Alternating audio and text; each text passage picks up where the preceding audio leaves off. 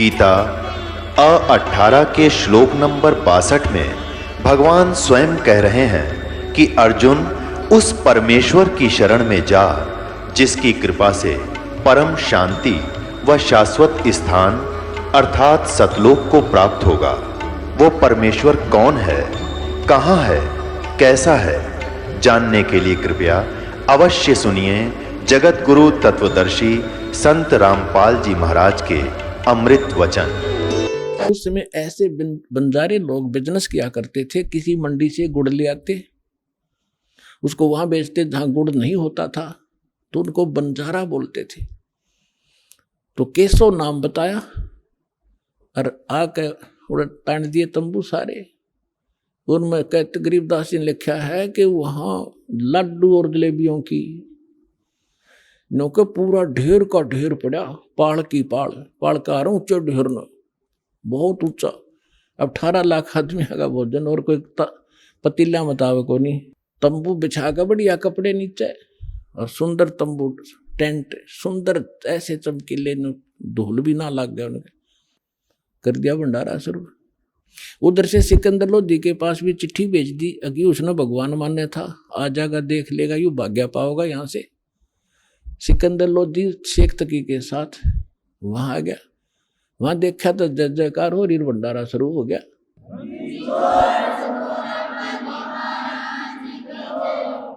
अब शेख तकी की तमाशी मर गई, पेट पकड़ के बैठ गया। उतने सोच कहा था कि आज पता लग जाए सिकंदर लोधी ने, इसने अल्लाह कहा करता यू।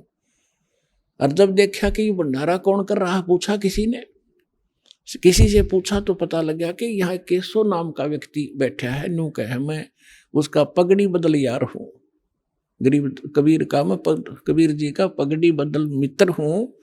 और ये राजा ने जो पूछा कि आप कौन हो, कि केशव नाम है मेरा, आप क्या लगते हो गरीब, उसके कबीर साहब आपका क्या लगते हैं, कि मेरा मित्र है वो, पगड़ी बदल यार हूँ मैं उसका। मेरे पास भी एक चिट्ठी गई थी उनकी कि कुछ छोटा सा भंडारा करना है, कुछ सामान लेते आइएगा मित्र। अब वो शेख तकी ने कह रहा इसने छोटा भंडारा कहे, ये तो बेगन है वह। फिर तो वहीं बैठ गया। फिर सिकंदर लोधी ने तो दर्शन करने थे अपने परम पिता के, तो उससे पूछा कि भगवान कहाँ है, कबीर साहब कहाँ है। केशव से पूछा।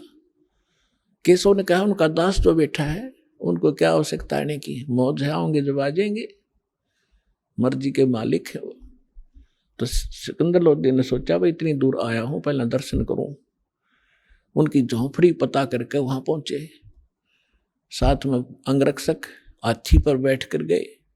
तो जाके नीचे उतर के सिकंदर लोधी ने दरवाजा खटखटाया। रविदास जी कहने लगे महाराज जी तो आगे दिखे। वो आगे दिखे, वहां से चलकर ढूंढ ली झोंपड़ी अपनी। कबीर साहब बोले बोला मत, पिटन दे कवाड़े ने। तब सिकंदर लोधी ने कहा कि हे भगवान, हे अल्लाह के रूप, दरवाजा खोलो। परमात्मा बोले, वो तो जाने थे पता था। फिर ने कहा कि मैं, परमात्मा ने बोला कौन है भाई तू, कि मैं आपका दास हूं, सिकंदर दिल्ली से आया हूं, एक बार दरवाजा खोलो परवरदिगार। परमात्मा बोले नहीं राजन, मैं तो बस इंतजार कर रहा हूं कि कब दिन सूर्य अस्त हो, अपने परिवार ने लेकर भागूंगा यहां से, ये मुझे जीने नहीं दे रहे। अब सिकंदर लोधी ने कहा कि हे परमात्मा, यदि मैं आपसे परिचित ना होता तो आप मुझे भी आज बहका देते। मैं अब आपकी बहकाई में नहीं आ सकता, मैं आपको पहचान चुका हूं, आप अल्लाह अकबर हैं। दास को दर्शन दे दो बस एक बार, दरवाजा खोल। तब परमात्मा ने कहा रविदास जी खोल दे खिड़की। दरवाजा खोल दिया। सिकंदर लोधी ने दंडवत प्रणाम किया दिल्ली के सम्राट और कहा परवरदिगार आपने कैसे रंग लगा रखे हैं, आपकी जय जयकार हो रही है, ऐसा भोजन सब खा रहे हैं, कैसा भंडारा के देखा ना सुना। और आपका मित्र वहां पर आपका मित्र जिसके पास आपने पत्र भेजा था वो बैठे वहां पर, केशव नाम है उसका। परमात्मा तो वो तो खुद वहां भी बैठे, दो उठौड़ है एक तू भया एक से दो। तो कहने लगे भगवान, सिकंदर लोधी ने कहा भगवान एक बार दर्शन दो, आपके दर्शनाभिलाषी वहां भक्त श्रद्धालु बैठे हैं, खाना भी खा रहे हैं और ये पूछ रहे हैं वो कबीर कौन है जो इतना गजब का भोजन आहार आज तक देखा ना सुना, और ऐसा ऐसा समर्थ वो कौन है, एक एक 10-10 ग्राम सोना भी दे रहा है और एक कंबल भी दे रहा है प्रत्येक खाने के बाद। तो नकलिया ने अच्छा खाया होगा खाना एक एक दिन में, वो लेन के मारे दक्षिणा। तो उसके घर में के भंडार में कोई कमी है? उस दाता की सारी सृष्टि का पालनहार, असंख्य ब्रह्मांडों का पालनहार, तीनों लोकों में प्रवेश करके जो सबका धारण पोषण करता है, ये वो परमात्मा है। तो पुण्यात्मा हम उसके बच्चे हैं और वो भी उसके बच्चे थे जो साधु संत बने फिरे थे, परमात्मा के लिए भटक रहे थे, गलत साधना कर रहे थे, फिर भी बच्चे तो उसी के हैं। मैं रोवत हूँ सृष्टि को या सृष्टि रोए मोहे, और गरीबदास इस वियोग को समझ नहीं सकता कोई।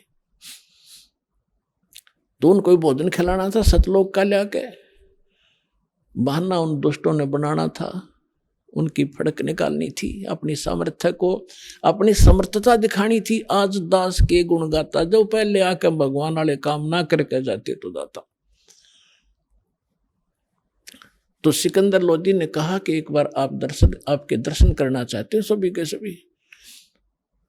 तो परमात्मा जब कुटिया से बाहर निकले, जैसा सतलोक में उनके सिर पे मुकुट है, ऐसा मुकुट आकाश से आया और ऐसे सिर पे रखा गया।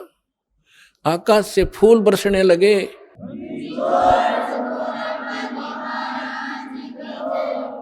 सुंदर मनोहर मुकुट पहन के परमात्मा, और ऊपर से आकाश से फूल बरसने लगे परमात्मा के ऊपर।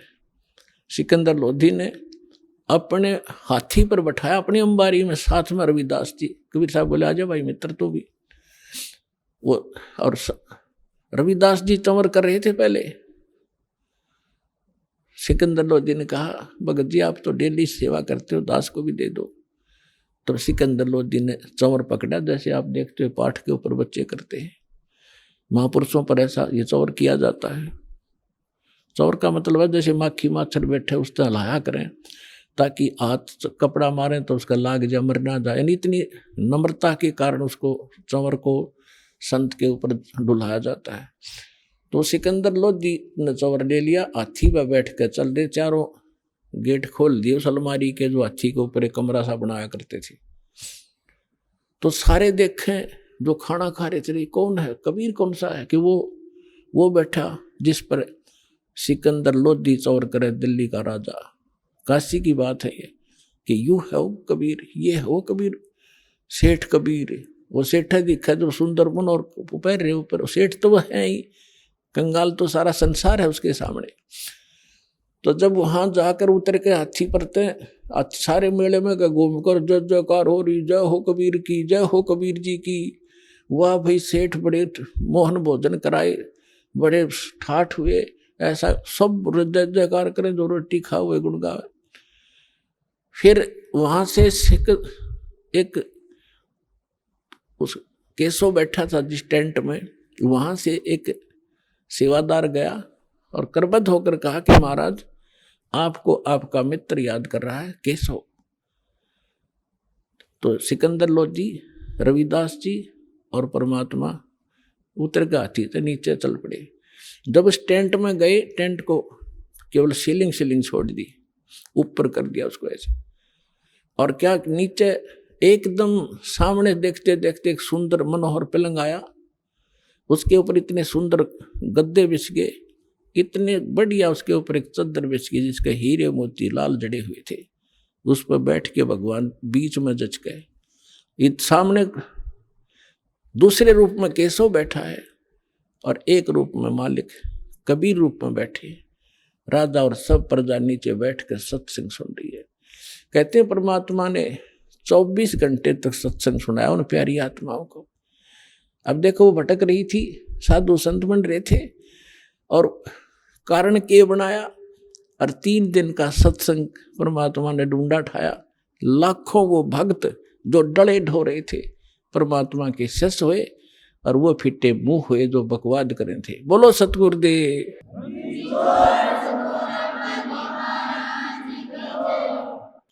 ये बहुत लंबी वार्ता है, कभी फिर समय आने पर। अभी तो दास आपको सदग्रंथों से ये प्रूव कर रहा था कि भगवान कौन है।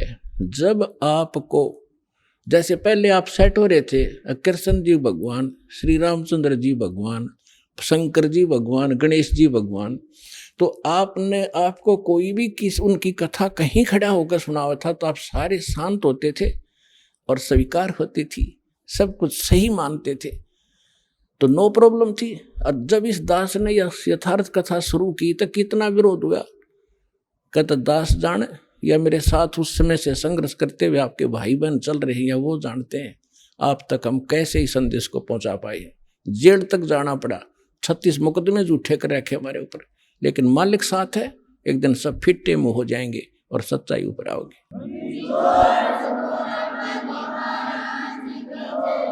तो एक बार आपके हृदय में जब ये पक्की हो जाएगी पूरे विश्व के कभी रिजगोट, फिर ये कथा सुनाया करूंगा और वो अमृतवाणी सुनाया करूंगा जो हृदय में जाकर लगेगी प्रत्येक प्राणी के।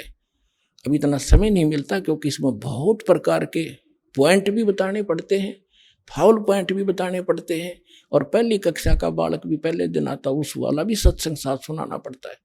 तो जिस करके ये थोड़ा सा समय कम मिलता है। फिर क्या होता है, शेख तकी कहते हैं नीच आत्मा तो नीचा भाषा रखता है। अब कई बार क्या कहते हैं, जो घना निकम्मा आदमी होता है वो किसी की बड़ाई नहीं कर सकता, नीच व्यक्ति बुराई तो कर सकता है।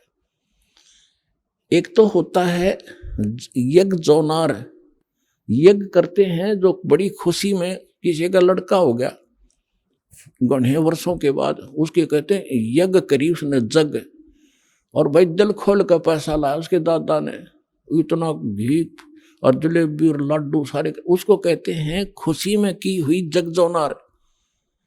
और एक होता महोत्सा, महोत्सा वो होता है जैसे किसी ने बता दिया कि तुम्हारे पिता का मर गया, दादा या पिता, उसका तुम ऐसा करना पड़ेगा, इतने कपड़े और इतने पंडित जमाने पड़ेंगे, तो उसमें वो दुखी से होकर फॉर्मेलिटी से कराया करें। 10 ब्राह्मण जमाने हैं, 10 के अंगूठे से टूटे फूटे से लिया करें, कति बिल्कुल सस्ते से, उनके उतने जूते और कपड़े वो फॉर्मेलिटी करते हैं, उसको कहा करें महोत्सा, जो कति दिल तोड़ के काम कराया जा।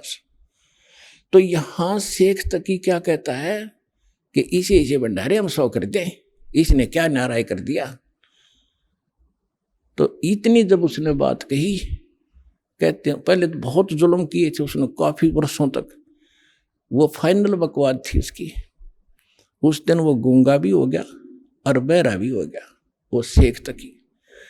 तो यहाँ गरीबदास जी कहते हैं कोई कहे जगजोनार करी और कोई कहे महोत्सा, और बड़े बड़ाई करा करें गाड़ी काटे ओछा। तो उस समय परमात्मा ने कहा कि भाई ठीक है केशव, धन्यवाद आपका, आपने मेरी इज्जत रखी। केशव कहते हैं हे भगवान शर्मिंदा ना करो, आप तो सारी सृष्टि के पालनहार हो, ये जनता के समझे तो बालक है, इनका बुद्धि को नहीं जो आपने पहचान ले। तब केशव ने कहा भी ठीक है भगतो, लाद लो सारे टेंट वेंट, 5 मिनट में धर लिए ठाके बेलना पर, चलो मैं आ रहा हूं। जब वापस गंगा से निकलने लगी, वह गंगा फिर इतना ही पानी हो गया 1.5 फुट, और सारे बैल और बंजारे जब निकल गए जो वहां से आए हुए थे, 9 लाख बैल और इतने बंजारे सतलोक के भगता रहे थे अंश।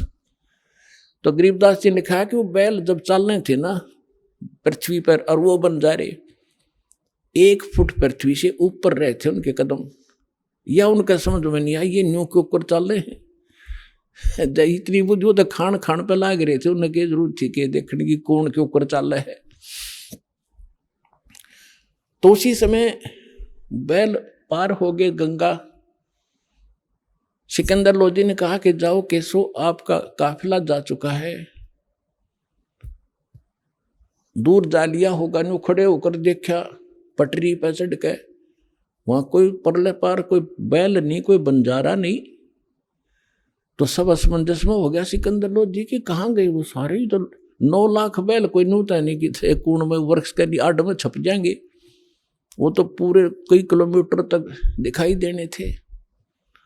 इतना सोच ही रहा था तो कबीर साहब कहने लगे चले गए जहां से आए थे।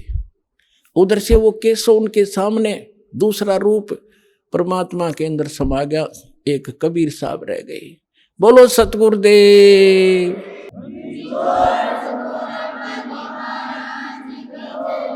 तो परमात्मा कहते हैं कल्पे कारण कौन है, कर सेवा निकाम, और मन इच्छा फल दूंगा जो पड़े मेरे ते काम, पड़े धनी से काम। परमात्मा कहते हैं साई इतना दीजियो जा मैं कुटुंब समावे, हम भी भूखे न रहे अतिथि न भूखा जावे। भगवान से मांगने का तरीका बताया परमात्मा कि घना मत मांगया करो, इतना मांगो कि परमात्मा हम भी भूखे ना रहे और द्वार पर कोई अतिथि आ जाओ भूखा ना जा, इतना जरूर दास को देना। तो ये परमात्मा ने उदाहरण दिया है कि तुम मेरे की तरह नो विश्वास करो उस मालिक पे, और तू कर सेवा निकाम, निष्काम भाव से पूजा कर और दान धर्म करता रहे। जब कभी कोई आपत्ति आवेगी, जब देखना मेरे हाथा बदल लूंगा अपने बच्चे को, सारा संसार देखता रह जाएगा।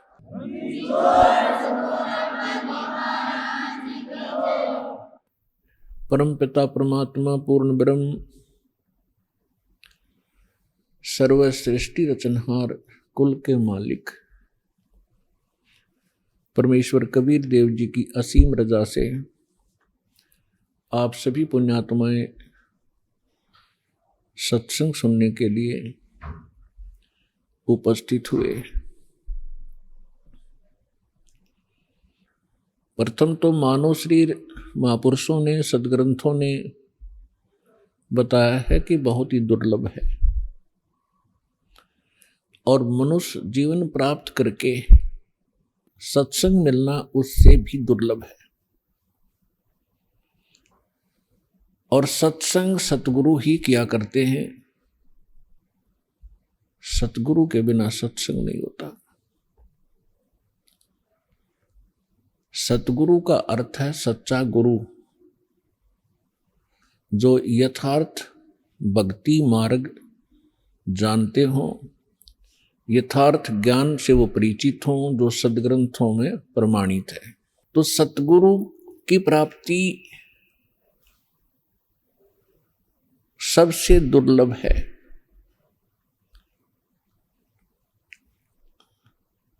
पुण्यात्माओं, सतगुरु कौन होता है? या तो स्वयं परमेश्वर हो सकता है जो सच्चा ज्ञान रखता हो, या फिर परमात्मा का कृपा पात्र उसका दास हो सकता है जो केवल उसी के ही ज्ञान से सत्संग करता है।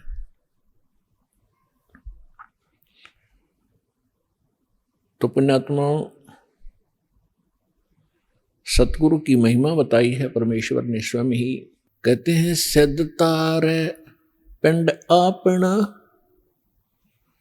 साधु तारे खंडे, उसको सतगुरु जानियो जो तारे देवे ब्रह्मंडे। के सिद्ध साधक अपना ही कल्याण कर सकता है।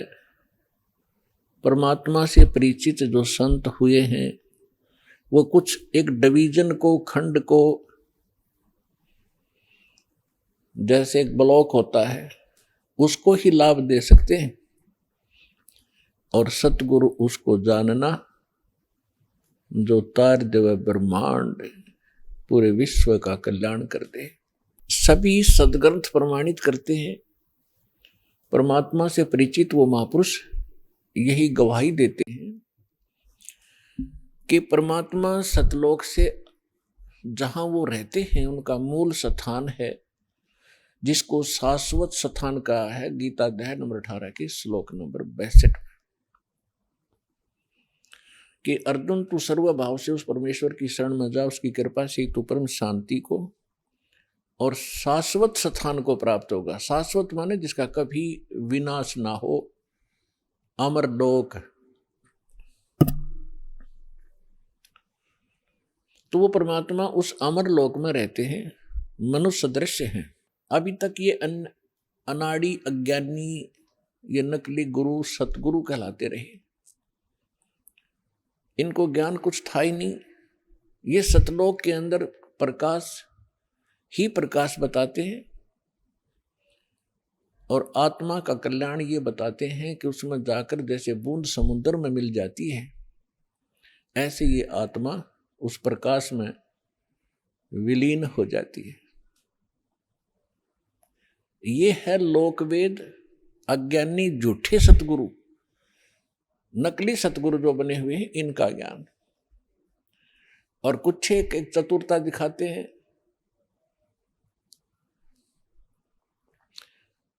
जिसको कहते हैं little knowledge is the dangerous thing, नीम हकीम खतराए जान। एक ये रांजड़ी के अंदर, एक जम्मू के अंदर है, मधु परमहंस कहलाता है। कक्का पता नहीं, कबीर साहब की वाणी को पढ़कर सुनाता, सारे उल्टे अर्थ लगाता है। उसने थोड़ी सी चतुरता दिखाई है कि वहां आत्मा, परमात्मा तो ऐसा ही है, एक प्रकाश है और उसमें आत्मा डॉट डॉट बिंदु सी गोल गोल सी घूमती रहती है। कोई बात हुई है? तो ये सतगुरु नहीं है, ये नकली है सारे, जो भगवान से परिचित नहीं, जो सदग्रंथों को भी ठीक से नहीं समझ सके। हमारे जो धर्मगुरु हिंदू धर्म के थे, आचार्य शंकराचार्य, मंडलेश्वर, संत, ये अपने ही सिलेबस से अपरिचित थे। आज तक ये ब्रह्मा विष्णु महेश को अजर अमर, इनके कोई माता पिता नहीं, इनकी कोई मृत्यु नहीं होती, यही पूज्य है। और हमारे सदग्रंथों में लिखा ये नासवान है, इनकी जन्म मृत्यु होती है, इनकी माता दुर्गा है, पिता ज्योति निरंजन काल है। और ये पूज्य नहीं है। तीन देव की जो करते भक्ति, उनकी कदे ना होवे मुक्ति। ये है सच्चा ज्ञान, ये है शास्त्र प्रमाणित ज्ञान। और परमात्मा के मुख कमल से भी यही ज्ञान उच्चारित हुआ था 600 वर्ष पहले। परमेश्वर कबीर जी ने कहा था, तीन देव की जो करते भक्ति, ब्रह्मा विष्णु महेश की, उनकी कदे न होवे मुक्ति। और फिर नीचे की माता मसाणी और ये अटपट, इनका तो फिर गली छट दे, इनकी तो फिर बात ही खत्म है। तो जो प्रसंग चला है कि परमात्मा स्वयं आते हैं और ये सत्संग स्वयं ही सुनाते हैं। और वो वेदों में परमात्मा का एक गुण लिखा है कि वो सतलोक से में रहते हैं, मनुष्य दृश्य हैं। वहां एक सिंहासन पर विराजमान है, तख्त पर। तख्त मीन सिंहासन। जैसे हम इतिहास में पढ़ा करते थे कि भारत के तख्त पर, दिल्ली के तख्त पर अकबर ने 12 वर्ष की आयु में ही तख्त पर विराजमान हो गए थे। तख्त माने सिंहासन, यानी राजगद्दी। तो वहां परमात्मा तख्त पर विराजमान है, सिंहासन पर विराजमान है, मनुष्य दृश्य अपने ही उनिहार है, अपना सृजनहार। महापुरुषों ने जिनको भगवान मिले हैं, जो जिन महापुरुषों के रहकर दास नाम गिनाता है, उनके शुभ नाम आपको सुनाता है। फिर सुना देता हूं, क्योंकि महापुरुषों के नाम लेने से पुण्य लगते हैं। आदरणीय मुल्कदास साहिब जी को, आदरणीय धर्मदास साहिब जी को, आदरणीय मुल्कदास साहिब जी को, आदरणीय नानक साहिब जी को, सिख धर्म के प्रवर्तक को, आदरणीय दादू साहिब जी को, आदरणीय गरीबदास साहिब जी गांव छुडानी जिला झज्जर हरियाणा वाले को, आदरणीय गीसा दास साहिब जी गांव खेखड़ा जिला बागपत हो गया है उत्तर प्रदेश वाले को, आदरणीय स्वामी रामानंद जी काशी के पंडित ब्राह्मण थे, विद्वान कहलाते थे, परमात्मा उनको मिले, सचखंड दिखाया, फिर वापस छोड़ा। इन सभी महापुरुषों को परमात्मा ऐसे ही मिले हैं जैसे उनके गुण हैं, उनको आकर मिलते हैं और फिर उन अपने से परिचित करा करके जहां परमात्मा रहते हैं उस सारी व्यवस्था को दिखा करके फिर वापस छोड़ते हैं बॉडी में, ताकि ये मेरे गवाह बने, एफिडेविट लिख दें ये कि कैसा है भगवान। तो आदरणीय गरीबदास साहिब जी ने कहा कि हम रे ही हुनिहार है अपना सृजनहार। हुनिहार माने हमारे जैसी उसकी आकृति है, ऐसा उनका आकार है अपने सृजनहार का। तो इस प्रकार वो परमात्मा मनुष्य दृश्य है।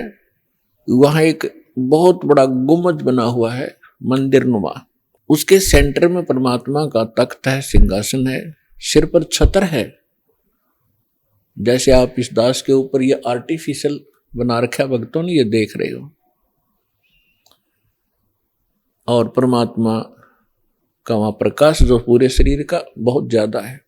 उस परमात्मा के एक रोम माने बाल, एक रोम कहो या रोमकूप कहो, क्योंकि शरीर से ही उनकी बॉडी से ही प्रकाश निकल रहा है, झलक रहा है, उसी से उसके रोम यानी बाल प्रकाशित हो रहे हैं। करोड़ सूर्य मिला दे, करोड़ चंद्रमा, तो भी एक रोम यानी बाल का प्रकाश ज्यादा होगा। तो इतना तेज है उस परमेश्वर का। वहां पृथ्वी है सतलोक, जैसे धरती आप देख रहे हो ये ऐसी, वो केवल व्हाइट कलर की है, जैसे आप बालू रेत देखते हैं। तो वहां पृथ्वी का कैसा रंग है, और उस पर वर्षा हो जाती है, वो सेट हो जाता है, तो भी कलर वैसा ही रहता है। तो ऐसा उस सतलोक का भी प्रकाश है, वो भी सौ प्रकाशित है, जैसे हीरा प्रकाशित होता है। हीरे में अपने आप चमक होती है, मोती में चमक होता है, इस प्रकार वो पृथ्वी है। वहां सदाबहार वृक्ष हैं, सदाबहार ये सभी काजू, किशमिश, मेवे, सेब, संतरे, सभी फल फ्रूट वहां सदाबहार रहते हैं, वहां कभी अकाल नहीं होता। तो वो ये तो है वहां की सतलोक की डेफिनेशन। और परमात्मा कैसे हैं ये आपको दास बता ही रहा है कि मनुष्य दृश्य है, और वहां सृष्टि है ऐसी ही। ये तो डुप्लीकेट है जो यहां बनाए गए हैं, ये मिट्टी के शरीर, ये तो उसकी तुलना में एक खिलौने और मिट्टी से बने हुए हैं। और वहां का जो शरीर आपका स्वर्ण का हो, जो कभी विनाश में नहीं आता। इस प्रकार वहां सृष्टि है। वहां आपके पूर्व के सभी महल ज्यों के त्यों हैं। प्रत्येक व्यक्ति की एक विशेष टेंडेंसी है, एक वृत्ति है, जरा सा कोई अच्छी पोस्ट बन जाती है, उसको प्राप्त हो जाती है, या कोई धन चोखा मिल जाता है, बढ़िया कोठी बनाऊं, बहुत लंबी चौड़ी, ऊपर नीचे, और आगे पार्क हो, पार्क में फिर आगे बगीचा हो, एक साइड में तालाब हो, झूले डाल रखे हो, और फुहारे बनाता है आर्टिफिशियल के, कभी कभी फुहार भी डाल लूं, तो ये बनावटी है। अच्छा, यहां तो एक और समस्या है, ये सारा कुछ किसी ने बना भी लिया तो 36 टेंशन साथ लिए रहता है, वो उस घूम रहा है बगीचे में और टेंशन है कहीं और, ये बिगड़ गया काम, वो बिगड़ गया काम, ऐसे ना हुआ वैसे हो जाएगा। तो उसने वहां एक डुप्लीकेट बना भी लिया तो भी उसका सुख प्राप्त नहीं है उसको, व्यक्ति को। और सतलोक के अंदर ऐसे ही बहुत लंबे चौड़े, प्रत्येक प्राणी के अलग अलग महल हैं। वहां आपका परिवार होगा। आपको कितने अच्छे लगते हैं अपने माता पिता, भाई बहन, अंकल, चाचे, ताऊ और बच्चे, रिलेटिव। और यहाँ ठीक है, अच्छे तो लगेंगे क्योंकि अच्छे हैं, और कल मृत्यु हो जा, टक्कर मारते रहो, कभी भी जीवन में आप उनको नहीं देख सकते फिर। तो ये अच्छा लगते हुए भी व्यर्थ है, और वहां जाओगे आपके सारे सुख होंगे, वहां कभी मृत्यु नहीं होगी। कोई व्यक्ति नहीं चाहता मैं वृद्ध हूं, वृद्ध अवस्था प्राप्त हो, बूढ़ा हूं, और बूढ़े हो गए। कोई नहीं चाहता मैं मरूं और मृत्यु डेफिनेट। ऐसी धारणा क्यों आपकी? क्योंकि आप पहले ऐसे लोक में रहते थे जहां ना वृद्ध अवस्था है और मृत्यु नहीं है। वहां ये 5 तत्वों का बना हुआ पुतला नहीं है। इसमें कभी बीपी हाई है, कभी लो है, कभी राग खींच रहा है, कभी द्वेष। राग द्वेष वहां होता है जहां समानता नहीं होती, और वहां समानता है। एक परमात्मा को छोड़कर सबके एक जैसे बॉडी हैं, एक जैसा सबके महल हैं, एक जैसा खान पान है, कोई उसमें अंतर नहीं और कोई अभाव नहीं किसी वस्तु का। तो राग द्वेष और इस तरह के जो रोग होते हैं ये किसी त्रुटि के कारण होते हैं। तो आप जी उस स्थान को छोड़कर गलती से यहां आ चुके हो और यहां आपका कोई ठिकाना नहीं। जिन महापुरुषों को परमात्मा मिले उन्होंने बताया है, आगे गए ना बावड़े। बावड़े माने वापस नहीं आए। पहले जो चले गए उन्होंने आकर बताया नहीं हमारे साथ क्या बीती। और रहते भी सब जाही, बिन साहेब की बंदगी कहीं ठोर ठिकाना नहीं। पहले चले गए, उनका तो पता नहीं क्या बुरा हाल हुआ या अच्छा हुआ, उन्होंने तो कोई आके हमें संदेशा दिया ही नहीं, और ऐसे ही शेष हैं वो चले जाएंगे। तो गरीबदास साहिब जी कह रहे हैं कि बिन परमेश्वर की भक्ति कहीं ठोर ठिकाना ना। जैसे आज कोई प्रधानमंत्री है किसी कंट्री का, वैसे तो सुख नाम की यह चीज नहीं है, पर हमने उसको घना बड़ा मान रखा है क्योंकि हम जीव संज्ञा में हैं। और कल वो प्रधानमंत्री सतभक्ति नहीं करता है और मृत्यु को प्राप्त हो जाता है, तो कहां गया वो सुख? आगे क्या होगा इन बच्चों को पता नहीं जो खिलौनों से खेल रहे हैं। ये मिट्टी के महल बना बना कर इसमें खुश हो रहे हैं, इनको पता नहीं, क्योंकि भगवान ने आकर बताया। वो ज्ञान दास सुना रहा है, उसके आधार से हमें भविष्य का दिखाई देने लग गया कि आगे क्या होगा इसके साथ। उसके विषय में परमात्मा ने बताया है कि कबीर हरि के नाम बिन ये राजा रसब हो। रसब माने खच्चर, जिसपे अच्छा वजन लोड कराया जाएगा देगी तरह बोरे में।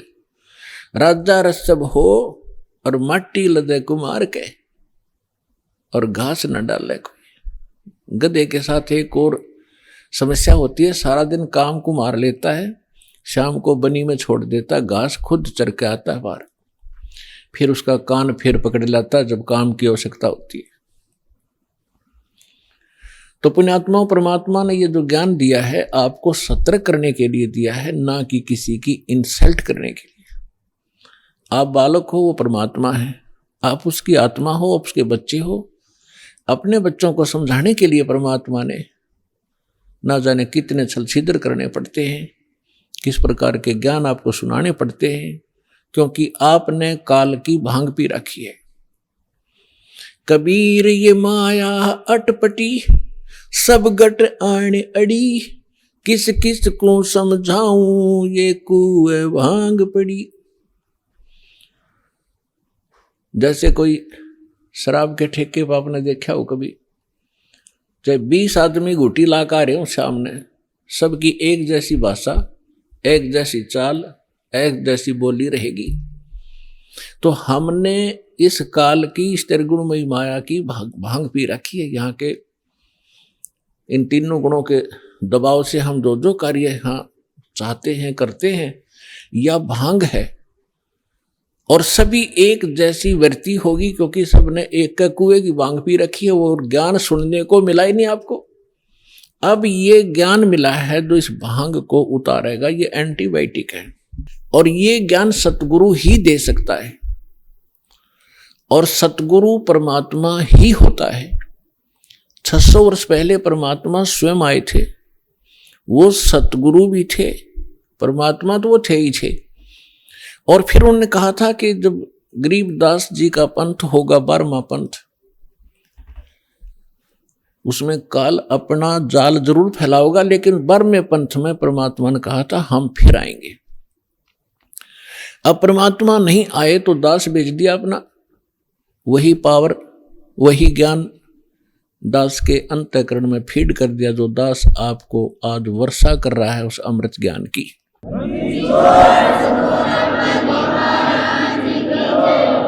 तो इस विश्व में वर्तमान में इस दास के अतिरिक्त कोई सतगुरु नहीं है और सतलोक आश्रम बरवाला जिला हिसार के अतिरिक्त कहीं सत्संग नहीं है। ये चाहे अनजान व्यक्ति प्रथम बार सुना ये सोचे रामपाल अभिमान करे, रामपाल को अभिमान तो आसपास नहीं है, लेकिन ये सच्चा ज्ञान जरूर है और यह सत्य है जो दास एक एक शब्द बोल रहा है।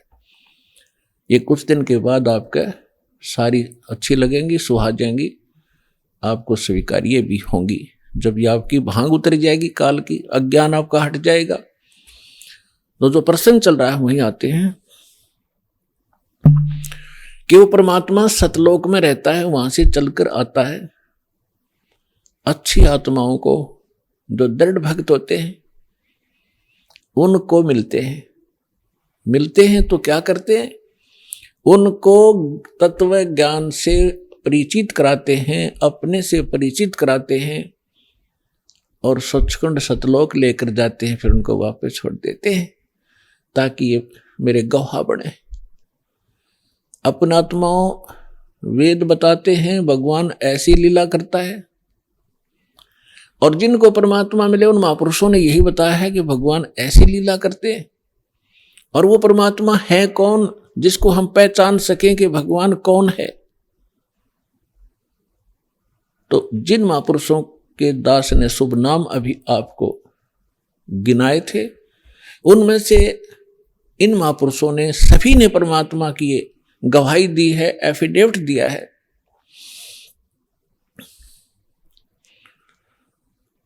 आदरणीय धर्मदास साहिब जी ने यही कहा है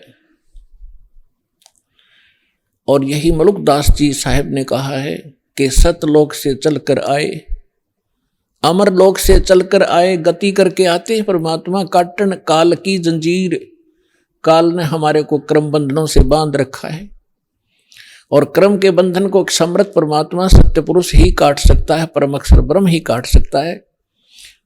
क्रम के बंधन को, क्रम को, प्रारब्ध में किस्मत में लिखे हुए लेख को या संचित क्रम को न तो श्री ब्रह्मा, ना श्री विष्णु, ना श्री शिव, ना देवी दुर्गा और ना ब्रह्म ना परब्रह्म, केवल परम अक्षर ब्रह्म ही काट सकता है।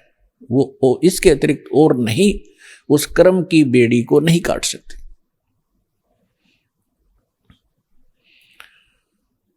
तो सभी महापुरुषों ने बताया है। अजब नगर में ले गए, गरीबदास जी कहते हैं अजब नगर में ले गए। नगर, नगर का अर्थ क्या है? क्या प्रकाश प्रकाश होता है? सब जानते हैं नगर में क्या होता है। वहां सारे महल होते हैं, मनुष्य होते हैं, बाजार होते हैं, सब कुछ होता है। अजब नगर में ले गए हमको सतगुरु आने। सतगुरु, गरीबदास जी सतगुरु कह रहे हैं, वो परमेश्वर थे। जल के बिंब अगाध गति हम सूते चादर ताने। हमको परमात्मा आकर लेकर गए अजब नगर में, बहुत ही अनोखे शहर में ले गए, सतलोक में। और वहां जाने के बाद हमें पता चला सारी कहानी का, हम कौन हैं, कहां फंसे हैं और यहां वापस कैसे आ सकते हैं अपने लोक को। अब उस ज्ञान से परिचित होकर के गरीबदास जी कहते हैं हम तो अब निश्चिंत हो गए, हमें सतगुरु मिल गए। सतगुरु मिल गए तो सत्संग भी मिलेगा, सत्संग के साथ साथ फिर सच्चा भक्ति विधि मिलेगी जिससे हम वहां जा सकते।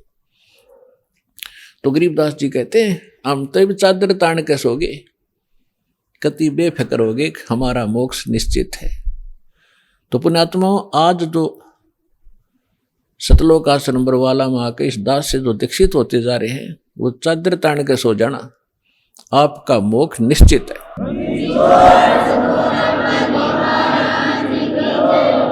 लेकिन रहना मर्यादा में, और मर्यादा में भी तभी रहोगे जब आपको यहाँ का दुख दिखेगा और वहां के सतलोक के सुख का आपको आभास होगा। और फिर धीरे धीरे कैसा समाज बनेगा, या माया की जो दौड़ है या आग लगी हर एक के अंतःकरण में, या शांत होएगी। आप माया के पीछे किस लिए भाग रहे हो? बड़ी कोठी बनाऊंगा, गांव नगर में मेरी शोभा होगी, फिर लड़का लड़की ब्याह होगा, खूब बैंड बाजे बजवाऊंगा, तू करवा के, और खूब दान दूंगा, लोग देखेंगे बड़ा दान करा भाई इसने। तो ये दोनों बीमारी आपका समझ में आ जाएंगी कि आज तू बेटी ब्याह रहा है या बेटे का ब्याह कर रहा है, और कल मृत्यु होगी, फिर कहाँ गए तेरे वो तू टक्कर मार कर रोएगा। तो पुण्यात्माओं, यह सच्चाई है। आज तक को बताने वाला दृढ़ता से सामने आ नहीं सका। ये सारे नकली हैं, ये केवल वही बातें करते हैं जो समाज में अच्छी लगे।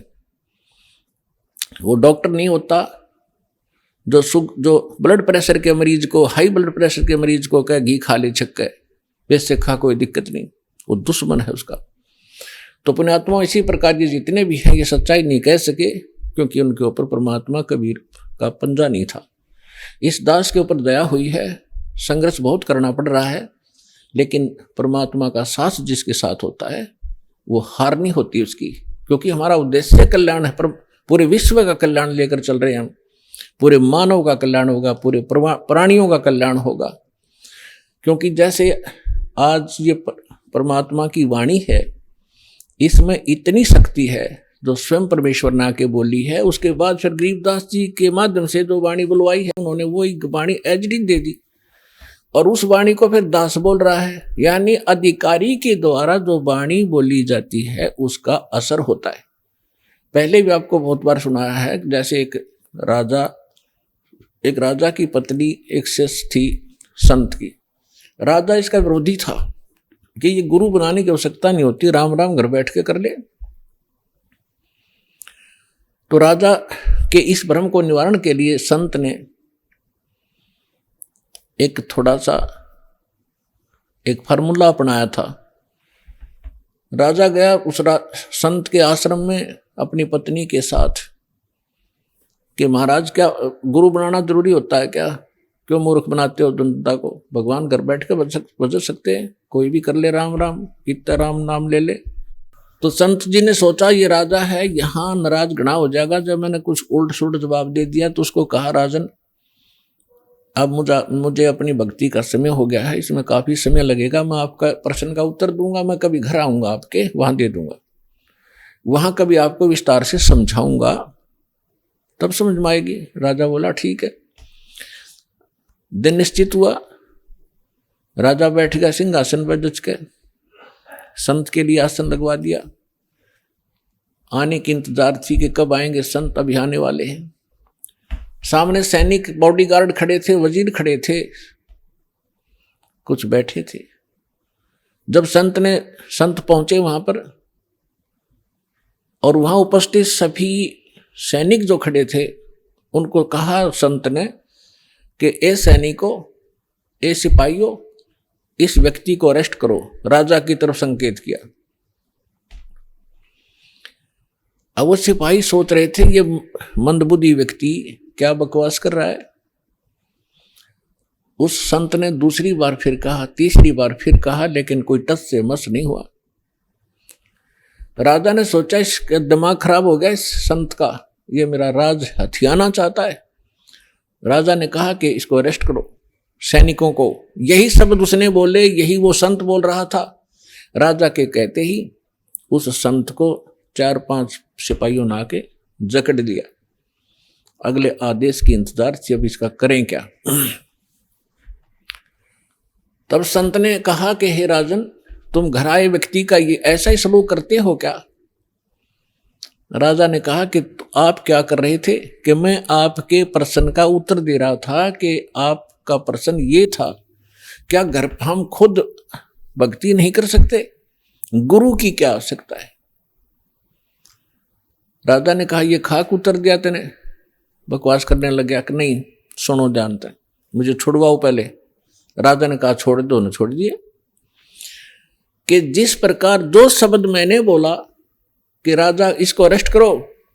आइए अब हम उन श्रद्धालुओं के अनुभव जानते हैं जो जगत गुरु तत्वदर्शी संत रामपाल जी महाराज जी से दीक्षा प्राप्त कर चुके हैं तथा उनके द्वारा बताए गए भक्ति मार्ग पर चल रहे हैं। बहन जी नमस्कार। नमस्कार। क्या नाम है जी आपका? मानसी राजपूत।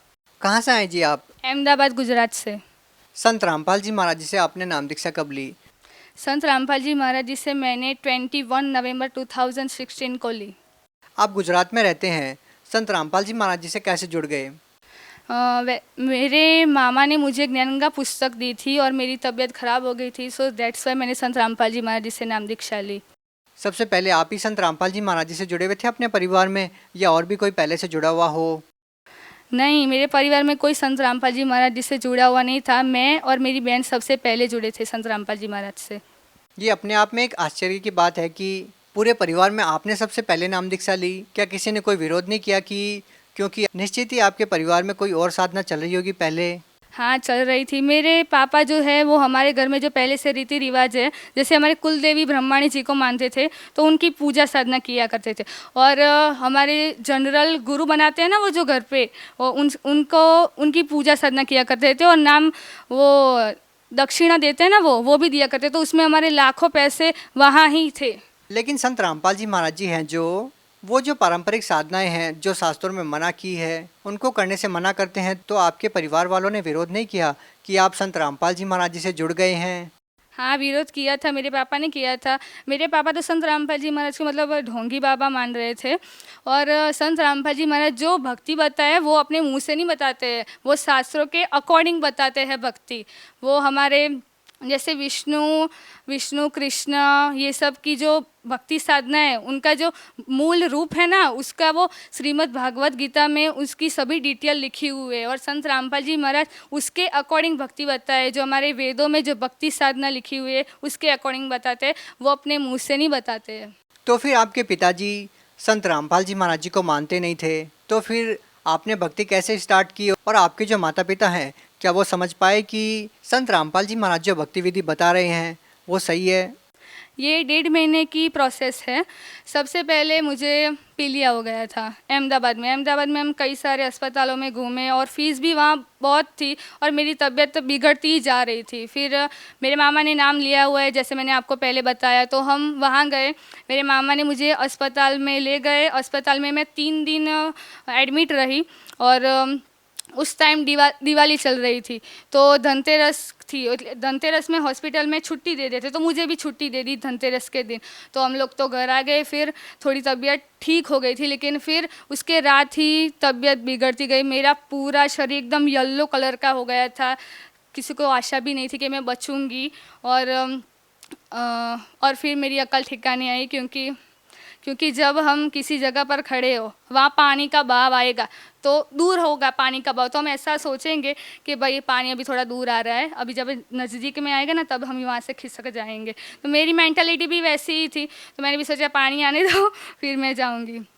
मतलब ऐसे ही मेरी तबीयत ही बहुत ख़राब होने लगी। और तब मेरी अकल ठिकाने आई कि मुझे बचाने वाले सिर्फ संत रामपाल जी महाराज ही है। और फिर मेरे पापा तो मान नहीं रहे थे, भाई कुछ नहीं, मानसी को वापस घर ले जाओ, और ऐसा कह दिया। फिर मेरे मामा ने भी कह दिया, भाई हाँ भाई ले जाओ आप मानसी को घर, इसका कुछ नहीं होने वाला, ये मर जाएगी जो अगर संत रामपाल जी महाराज जी से इसने नाम दीक्षा ना ली तो। फिर मेरी मम्मी को तो डर लगने लगा, तो मेरी मम्मी ने कुछ मेरे पापा से पूछा नहीं कि भाई ये नाम ले रही है। और उसी दिन जैसे ही मेरी मम्मी ने मेरे मामा को फ़ोन किया कि हाँ भाई मानसी को नाम दीक्षा दिला दो, उसी दिन मैंने जो बिस्तर पर सोई थी उस बिस्तर को हटाकर मैं झाड़ू लगाने लगी। जब ये ऑर्डर आया मेरे मम्मी को कि मुझे संत रामपाल जी महाराज से नाम दीक्षा दिला दो, यही। तब से मेरी तबीयत अच्छी है। मैंने संत रामपाल जी महाराज जी से नाम दीक्षा ली, मुझे सेटिस्फेक्शन हुआ कि हाँ भाई परमात्मा है, उन्होंने मेरी जान बचाई। तो फिर आपके माता पिता जो पहले विरोध कर रहे थे संत रामपाल जी महाराज का, तो फिर कैसे समझ में आया उनको? देखो, मैंने संत रामपाल जी महाराज जी से नाम दीक्षा ली, मैं अपने घर अहमदाबाद में गई। मेरे पापा जो भक्ति साधना किया करते थे, उनको मेरी मम्मी ने बोल दिया भाई ये आप जो देवी देवताओं की भक्ति कर रहे हो उनको अब नहीं करना है, क्योंकि मानसी अब संत रामपाल जी महाराज जी की शरण में है और संत रामपाल जी महाराज शास्त्रों के अनुसार भक्ति बताते हैं उनको। और उन्होंने मना किया कि किसी भी देवी देवताओं की पूजा साधना नहीं करनी है, इसीलिए मेरे पापा भी मान गए और हमारे घर से देवी देवताओं। लेकिन आपके पिताजी तो संत रामपाल जी महाराज जी को एक ढोंगी मानते थे, तो फिर उनको कैसे विश्वास हुआ कि आप जो भक्ति कर रहे हैं वो सही है? हाँ, वो मानते ही थे ढोंगी, लेकिन मेरे मामा ने और मेरी मम्मी ने मेरे पापा को समझाया कि भाई आप सत्संग सुनो, तो मेरे पापा ने सत्संग सुनना स्टार्ट किया। फिर ज्ञान गंगा संत रामपाल जी महाराज द्वारा लिखी गई जो ज्ञान गंगा पुस्तक है उनको उन्होंने पढ़ा और फिर उनको ज्ञान हुआ कि हाँ भाई संत रामपाल जी महाराज जो भक्ति बता रहे वो सही है, मनुष्य जीवन बहुत ही दुर्लभ है। अच्छा, ये बताइए कि संत रामपाल जी महाराज जी से नाम दीक्षा लेने के बाद अपनी लाइफ में, अपने परिवार में क्या क्या बदलाव देखे? मेरे घर में तो कलेश बहुत ही रहता था, तो वो कलेश अब नहीं रहा है, शांति है घर में। और मेरे मम्मी पापा जब हमने नाम दीक्षा नहीं ली थी तब हमारे तीनों भाई बहनों को 7 बजे के बाद, रात को 7 बजे के बाद हमें घर से नहीं निकलने देते। मेरे पापा संत रामपाल जी महाराज जी के शरण में आए और उनको अब विश्वास होने लगा कि हमारे जो बच्चे हैं वो अब समृद्ध की शरण में है, वो समृद्ध के नियम में रहते, ऐसा कोई काम नहीं करेंगे कि उनके दिल को चोट लगेगी। जैसे कि हमारे समाज में भी बहुत कुरीतियाँ चल रही है, लड़कियों में सब समाज बिगड़ चुका है। लेकिन अब मेरे पापा को ऐसा विश्वास हो गया और है भी ऐसा कि हम लोग ऐसा वैसा कोई कार्य नहीं करेंगे, सीधी लाइन पर चलेंगे, परमार्थ के लाइन पर चलेंगे। अब तो आप अपने पिताजी के बारे में क्या कहना चाहेंगे कि आपके पिताजी पहले कोई नशा वगैरह करते थे? हाँ जी, मेरे पापा तंबाकू का सेवन किया करते थे ये सब। और तंबाकू का सेवन तो वो जैसे खाना खा लिया ना तो सीधे वो दुकान पर चले जाते थे। खाने मतलब एक मिनट पर वो तो सेवन करना ही है, बिल्कुल छोड़ ही नहीं सकते। और ये मेरे पापा खुद भी नहीं मान रहे कि हाँ मैंने नशा छोड़ दिया तंबाकू सेवन का, वो खुद भी नहीं मान रहे थे। हाँ, पर संत रामपाल जी महाराज की शरण में आए तब उन्होंने तंबाकू सेवन करना छोड़ दिया। अब कैसी लगती है आपको अपनी लाइफ? पहले की लाइफ में और अब की लाइफ में कितना बदलाव नज़र आता है और कौन सी लाइफ आपको सुकून प्रदान कर रही थी? ये वाली लाइफ है या पहले वाली लाइफ है? संत रामपाल जी महाराज जी से नाम दीक्षा लेने के बाद मुझे सेटिस्फेक्शन हुआ कि हाँ भाई परमात्मा है, मैं कोई आपत्ति में होगी तो वो मेरा साथ देंगे। और पहले की लाइफ थी मतलब मैं कोई कैद में नहीं रहती थी वैसा लग रहा था, अब तो एकदम फुल फ्री माइंड में रहती हूँ। और मेरा ये जुनून हो गया कि संत रामपाल जी महाराज द्वारा भक्ति जो बताई गई है उस भक्ति को करके मुझे सतलोक जाना है बस। आपसे एक और बात जानना चाहेंगे कि अक्सर जो लोग संत रामपाल जी महाराज जी से नाम दीक्षा लेते हैं उनको बहुत सारे शारीरिक लाभ होते हैं। संत रामपाल जी महाराज जी से नाम दीक्षा लेने के बाद आपको क्या लाभ हुए? संत रामपाल जी महाराज जी से नाम दीक्षा लेने के बाद पहले तो मेरी तबीयत ठीक हो गई फिर मेरी मम्मी को ऐसे जो हार्ट में ना कुछ ऐसी प्रॉब्लम होती थी, जो कपड़े धो रही हूँ तो सीधे बाहर निकल जाती थी, उसके मतलब ऐसी मेंटालिटी हो गई है कि मुझे कुछ हो रहा है अंदर। तो वो संत रामपाल जी महाराज जी से नाम दीक्षा ली तब से वो तकलीफ अब ठीक हो गई है। फिर मेरी दादी को लकवा मार गया था और मेरी दादी ने भी संत रामपाल जी महाराज द्वारा लिखी गई ज्ञान गंगा पुस्तक पढ़ी, फिर उनको भी विश्वास हुआ कि ये भाई भगवान है, तो उन्होंने भी नाम दीक्षा ली, तब से उनका पैर एकदम सही है। और वो जो अभी 17 जून को जो कबीर भंडारा हुआ था उसमें वो चल कर गई थी अपने आप, हमने किसी ने भी उनको हाथ नहीं लगाया था। इतनी परमात्मा की दया, संत रामपाल जी महाराज जी की इतनी दया है जी। और कुछ लाभ हुआ? मेरे पापा 1 साल तक जॉब में नहीं गए थे और कहीं से भी हमारी इनकम ही नहीं थी। अभी हम सोच रहे थे भाई कैसे रोटी खाएंगे, कैसे हमारा घर कैसे चलाएंगे, फीस कैसे भरेंगे, ये सब हमें चिंता में लग रहे थे। फिर मैंने कहा भाई हम संत रामपाल जी महाराज जी के शरण में हैं, हमें ऐसे किसी से हाथ फैलाने के दिन नहीं आएंगे कभी भी। आप संत रामपाल जी महाराज द्वारा जो भक्ति दी गई है उसको अच्छी तरह से करो और मर्यादा में रहो, मर्यादा सबसे पहले है। तो हमने ऐसा ही किया पूरे साल, और पूरा साल कैसे निकल गया हमें पता भी नहीं चला। ना जाने परमात्मा ने कहाँ से सभी चीज़ों का एडजस्टमेंट किया, हमें पता भी नहीं चला। और सभी जो हमें पड़ोसन में, उससे तो हमारी आर्थिक स्थिति उस साल बढ़िया थी, जबकि हमारी कोई इनकम ही नहीं थी उस टाइम। संत रामपाल जी महाराज जी से नाम दीक्षा लेने के बाद और क्या लाभ मिला आपको? मैं जब छोटी थी तब मेरे मन में एक विचार आया था, भाई ये सब किसने बनाया है, ये सब दुनिया कैसी है, ये सब रीति रिवाज ये सब क्यों है, क्यों मेरी ज़िंदगी में ये सब क्यों है, बाकी सब लोगों की ज़िंदगी में ये सब क्यों है, किसने ये सब बनाया। तो एक बार ये क्वेश्चन मैंने मेरे पापा से पूछा, तो मेरे पापा ने कहा कि मोहम्मद जी ने ये सब दुनिया बनाई है। मैंने बोला ठीक है भाई, पापा ने कहा है तो। किसने बनाई है? मोहम्मद ने। मोहम्मद कौन? वो मुझे भी नहीं पता मोहम्मद कौन है, लेकिन संत रामपाल जी महाराज के शरण में आए तब मुझे पता चला कि मुसलमान के कोई वो थे। हाँ, तब एक मेंटालिटी थी मेरे मन में, ये क्वेश्चन मेरे मन में घूमता रहता था। संत रामपाल जी महाराज जी का मैंने ज्ञान जब समझा, तब मुझे समझ में आया कि इस सृष्टि की रचना किसने की है, मुझे किसने बनाया, मेरे भाई बहनों को किसने बनाया, ये सब मुझे पता चला। मैं पढ़ाई में बहुत ही वीक थी, कभी मेरे अच्छे मार्क्स नहीं आते थे कभी भी। और 11th में तो मैं संत रामपाल जी महाराज जी की शरण में आ चुकी थी, लेकिन अब पढ़ाई पर इतना मूड नहीं था और भक्ति में मूड था। तो मैंने कोई क्लास में मुझसे बात नहीं करता था पहले, क्योंकि मैं इस भक्ति करती थी, इसलिए कोई मुझे बुलाता नहीं था, सब अपने अपने काम में लगे रहते थे ये सब। और मुझे तब बहुत बुरा लगता था कि ये लोग मुझसे बात भी नहीं कर रहे हैं ये सब वगैरह। तो मैंने संत रामपाल जी महाराज जी से कहा कि भाई मालिक मेरी लाज रखना, क्लास में मेरे कम मार्क्स ना आए, ये देखना परमात्मा। तो परमात्मा ने देखा ही। फर्स्ट एग्ज़ाम में मैंने कोई रात दिन मेहनत नहीं की थी, फिर भी परमात्मा ने मुझे 82% दिए थे, जबकि कोई भी मेहनत नहीं थी। मैं खुद चौंक गई थी। और जब सेकंड एग्ज़ाम आई ना, तब भी वही की सिचुएशन रही कि मेरे फिर से 82% ही आए, जबकि मैंने कोई मेहनत ही नहीं की थी। और फिर तीसरी एग्ज़ाम में तो मैंने बंदी छोड़ को कहा, संत रामपाल जी महाराज जी को कहा कि परमात्मा अपने 2 एग्ज़ाम में तो मुझे निकाल दिया आगे, लेकिन अब तीसरी एग्ज़ाम में परमात्मा देखना, क्योंकि अगर आपने नहीं देखा ना तो सब लोग समझेंगे कि मैंने एग्ज़ाम में बेईमानी की है, आप लाज रखना मेरी। तो परमात्मा ने तीसरी एग्ज़ाम में तो मुझे 88% दिए मालिक ने। यार मैं तो चौंक गई, मुझे तो विश्वास ही नहीं हो रहा था। बहन जी, आप भगत समाज को क्या संदेश देना चाहेंगे? मैं भगत समाज को संदेश देना चाहती हूँ कि संत रामपाल जी महाराज ने नशा मुक्त भारत अभियान का बेड़ा उठाया है, दहेज मुक्त भारत का भी बेड़ा उठाया है। इससे जो मेरे पापा है, तो मुझे भी पता है कि उनकी मेंटालिटी पहले ऐसे थी कि भाई 2 बेटियाँ है, कैसे ब्याह करेंगे इनका, कैसे मतलब दहेज कहाँ से लाएंगे ये सब। और उतनी तो हमारी इनकम भी नहीं थी, खाने के फांफे थे, तो इनकम की तो कहाँ बात ही करे। तो मेरे पापा की यह टेंशन तो दूर हो गई। और मेरे पापा जो तंबाकू सेवन करते थे वो भी अब नहीं करते, और इससे मुझे बहुत सेटिस्फेक्शन मिल रहा है। और इसके लिए मैं संत रामपाल जी महाराज की बहुत आभारी हूँ। और इसके अलावा मैं भगत समाज को प्रार्थना करना चाहती हूँ कि ये मनुष्य जीवन है, बहुत ही दुर्लभ है। अगर आप किसी मुश्किल में होगे तो आपके भाई बहन मम्मी पापा कोई नहीं आएंगे। अगर कोई आप किसी भी परिस्थिति में कोई काम कर रहे हो और कोई भूकंप सुनामी आएगी तो आपको कोई नहीं बचाएगा, सब अपनी जान बचाएंगे। तो तब आपको संत रामपाल जी महाराज मतलब परमात्मा आपको बचाने आएंगे। आप परमात्मा की कदर करना सीखो। और ये सब जो भी अभी समाज में सब फिल्में देख रहे हैं उससे सब प्रेरित हो रहे हैं सभी चीज़ों के लिए, तो ये भी बंद कर दीजिए।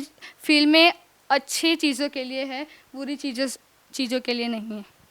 तो मैं भगत समाज को ये कहना चाहती हूँ कि संत रामपाल जी महाराज द्वारा लिखी गई पुस्तकों को पढ़ो, उनका सत्संग सुनो और फिर संत रामपाल जी महाराज जी से नाम दीक्षा लेकर अपना कल्याण कराओ। धन्यवाद। सच साहेब।